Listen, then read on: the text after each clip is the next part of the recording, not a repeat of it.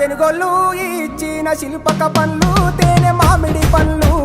తీయంగా తిందామె తీరొక్క పండ్లు చిలక నేరేడు పండ్లు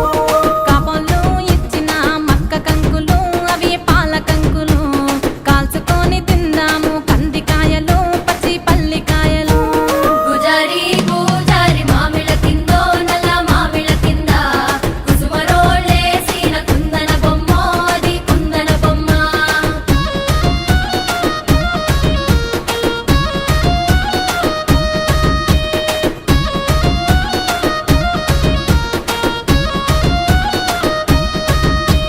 బెస్తోలు పెట్టిన పచ్చి చేపలు అవి వట్టి చేపలు కమ్మంగా